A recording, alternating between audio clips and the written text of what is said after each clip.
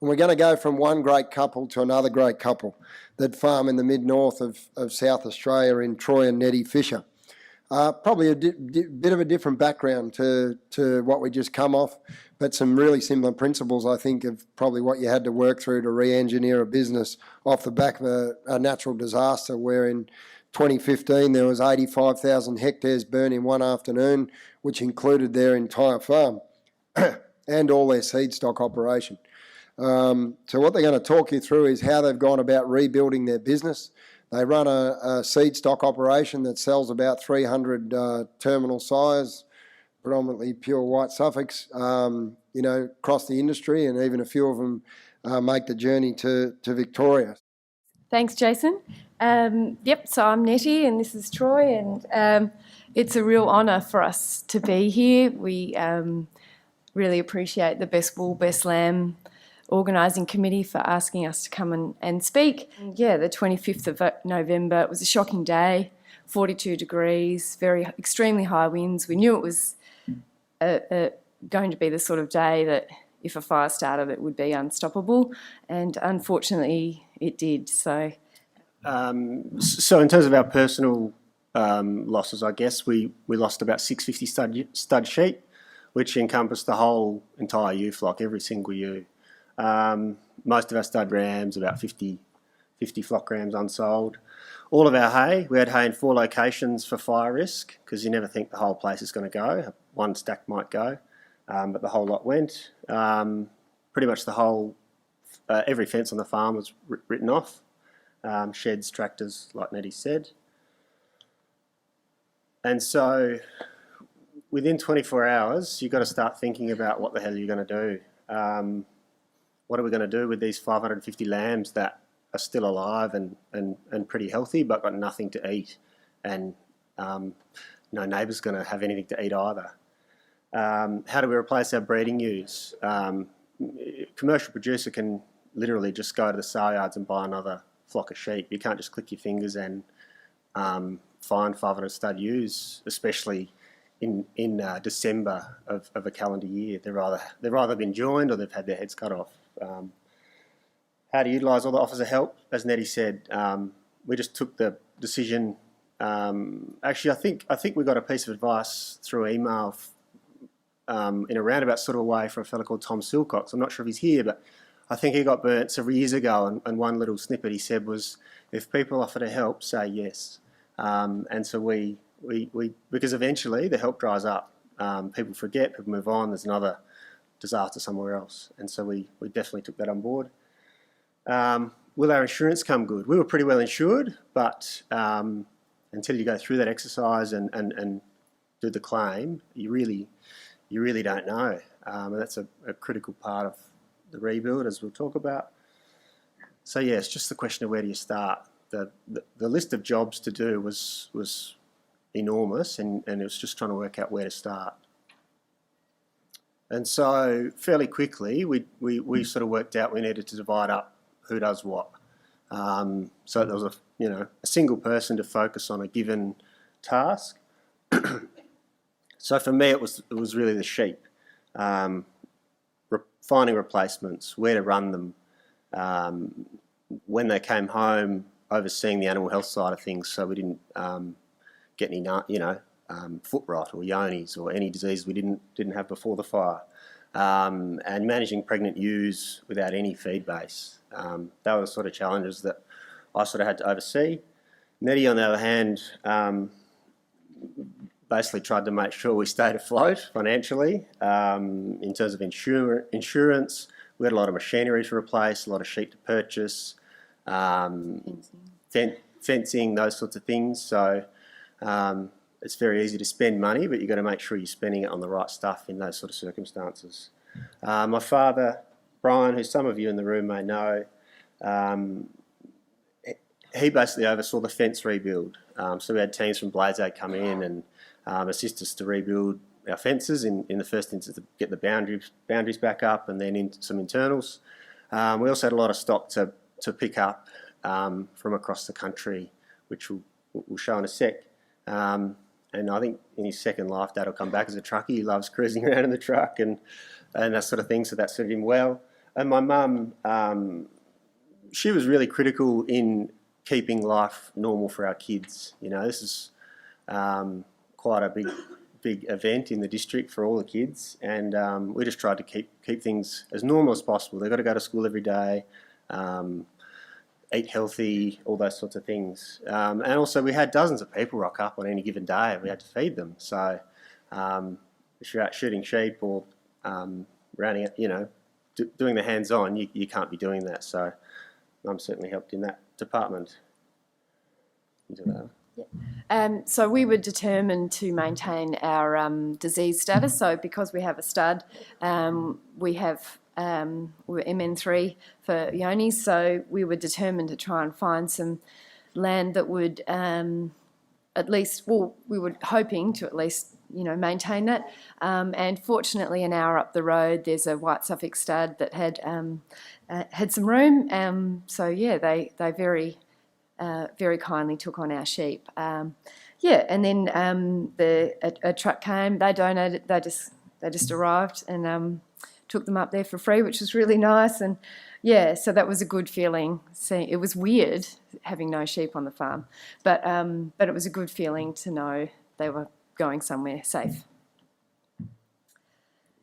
Yeah, and then all of a sudden, you know, there's hay being donated, and it was just unbelievable how kind people were. So these two fellas, I don't know if anyone watches Farmer Wants a Wife, that's Farmer Jules.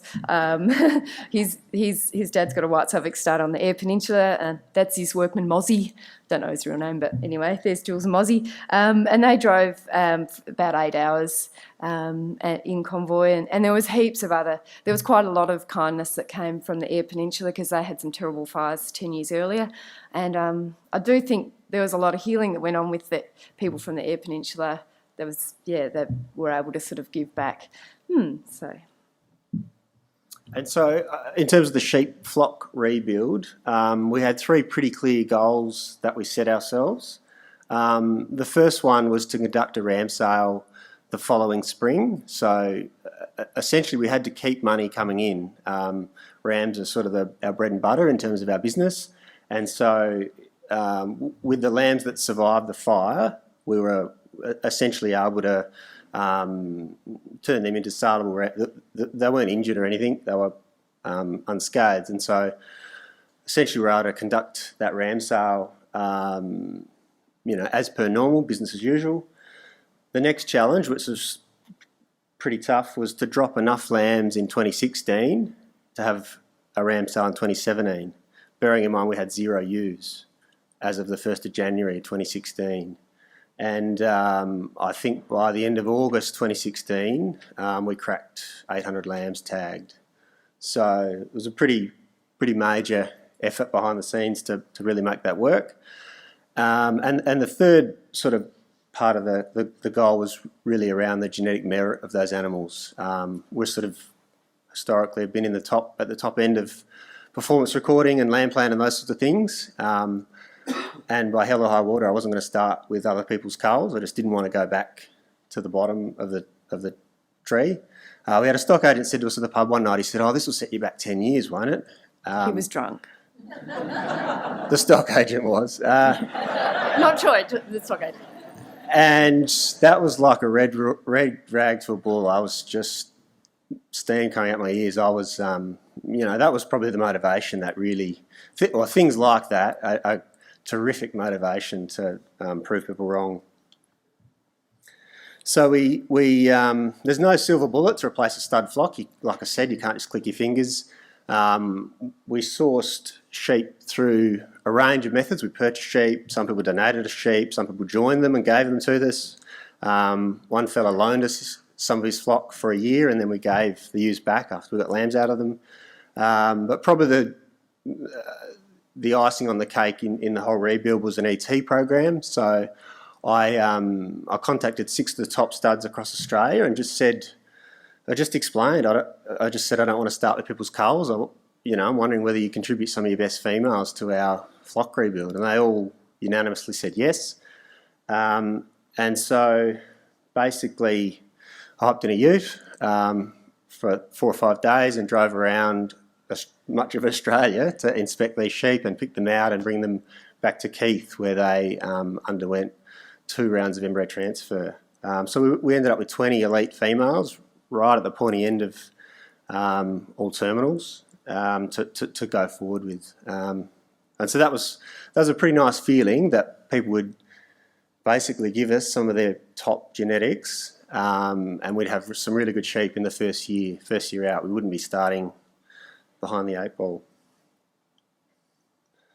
This is a Gantt chart I put together to get my own head around firstly mating and then lambing, because we had sheep from 10 different properties. They all had different joining dates. We did 3 AI programs, 2 ET programs. It was a mind-numbing exercise just to keep track of it all. So I guess we had some genuine complexity to deal with, and making sure those sheep were fed the right amount for the stage of pregnancy and those sorts of things. Just some pictures of the embryo work. We had terrific cooperation from lots and lots of breeders. Without their help, we wouldn't be standing here, I don't reckon. The University of Adelaide and Sardi approached us as well. This is Simon Walker in the top right picture. He's the guy that sort of developed JIVET, which is juvenile in vitro embryo transfer. So basically they offered this technique to us to try and fast track producing some lambs out of the elite females, essentially. So we did two rounds of JIVET. Unfortunately, it was a complete failure. We got about 25 lambs all up, but yeah, it was again terrific. Just people knocking on our door, offering to help. And so I talked about genetic gain and land numbers. So in basically on this axis, it's carcass plus index. It's an index that some of you might be familiar with within land plan, and on this axis, it's the number of lambs that we tag at birth, or number of lambs born for the year. And so in 2015, essentially, the blue line is the index. So we're tracking around 190 carcass plus, 650 lambs. 2016, so the year after the fire, we cracked 700, and the merit jumped to just under 200. And we decided, we're not done yet. And so last year we almost cracked 1,000. The merit tapered off, but obviously if you're keeping a larger chunk of your flock, it's hard to keep that selection pressure as high. Biosecurity was a huge issue for us as well. Most people roll their eyes when they hear the word biosecurity. I certainly used to. But we brought all these sheep in from, some of them from high-risk areas for things like foot rot or yonis, and we just didn't want to get any of those things. We had none of those things, and we didn't want to get any of them. So we inspected every foot. About 5,000 feet got inspected. Everything got drenched and vaccinated on entry into a feed yard that we built, and drenched on the way out, so that we essentially didn't bring any foreign worms.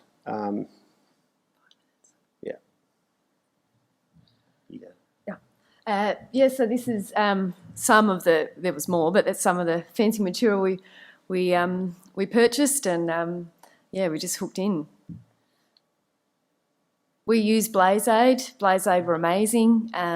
Not for everyone, Blazaid, but for us it was fantastic. Troy's mum's obviously great at catering, and so she was able to provide the food for them, and they helped rebuild our farm, and we've made some lifelong friends out of Blazaid. Wonderful organisation. And as Troy said, we built a containment feed yard because there was quite a gap between when the sheep had to come home. Most of the sheep were on cropping country, so in April and May you want to start sowing, so they all had to come home, but obviously we had nothing for them at home, so they all went in the feed yard. And then on the 25th of May, which was, not unreasonable, but a slightly later break, but then it just poured, and we had a wonderful season, but it didn't rain grass, and so the sheep still had to stay in the feed yard, and there was some pretty miserable conditions in there, but yeah, I'd never want to do that again, but yeah, we had to. And so something that happened pretty much from day one after the fire was dust storms. The soil just started to move. There was no cover, nothing to hold it in place. And 2 or 3 days after, our neighbours are cultivating their paddocks, essentially to bring up clods to provide a physical barrier at ground level to stop drift. And Dad, being Dad, said, we're just going to watch these guys for a day or so and just see what happens, because he reckoned using auto steer GPS, basically they're going up and back in one direction, and he said if the wind blows along those rows, it's going to drift. And sure enough, within a day, that the stuff they'd worked had drifted. And Dad recalled a method from the 40s that his father had used in one of the bad droughts, where they essentially cultivated in coil sort of configuration, which is what you see on the screen. And so we did a paddock. We did our worst, most drifty paddock, and it worked. And so we did another paddock and another paddock. And then we did the whole farm. The neighbours thought we were crazy. They're like, what are the Fishers up to? But it went global. It wound up on websites and Facebook and you name it. So, but the important thing is that it really did work. We didn't lose. I think we had a net gain of soil that year. So, and that's just an example of a dust. You know, you might get a couple of 2 or 3 dust storms a year. Well, we were getting these, you know, every time the wind blew, once a fortnight, you get a ripper like this, just a total blackout. It's pretty devastating over a massive area, 85,000 hectares, 200,000 acres. It's a big area. Essentially, if we wanted our treed areas to come back, we've had to re-fence them off. They've come back beautifully, but they're basically totally torched. And yeah, the vegetation process takes time, obviously. If you've got all this other stuff, we don't make money out of planting trees. We make money out of breeding and selling sheep, but along the way, we definitely have plans to revegetate more of the areas that were burnt. So key learnings, I suppose, it was a once in a lifetime opportunity to change. We basically had a blank canvas. So gateways, fences, do we put them back the same way?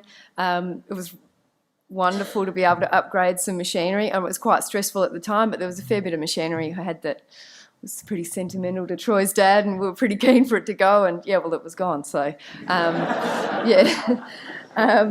Yeah, we set goals, and yeah, as Troy said, divided the workload, and yeah, just did it in the right time frame. And yeah, insurance was critical. So yeah, if anyone has any questions you reckon about that, but yeah, we have revised our insurance. Yeah, there were some areas we were significantly underinsured, but you know, everyone was so. Yeah.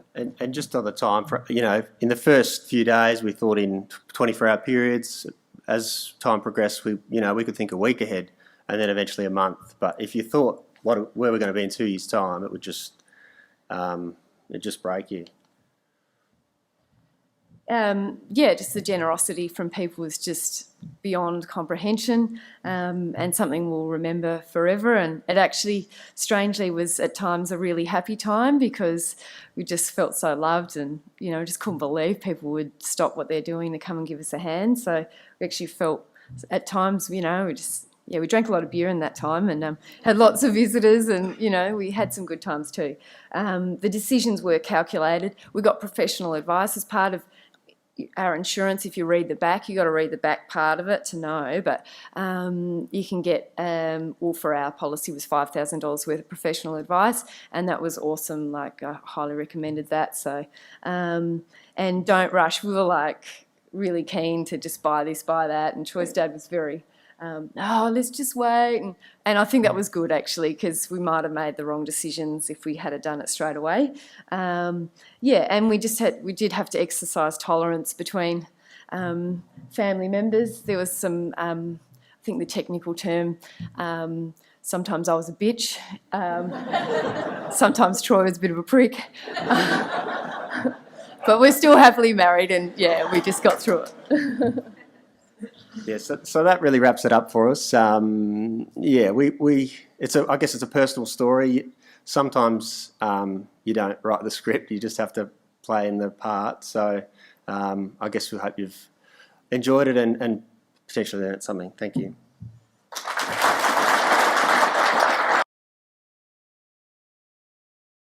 Authorised by Victorian Government, 1 Treasury Place, Melbourne.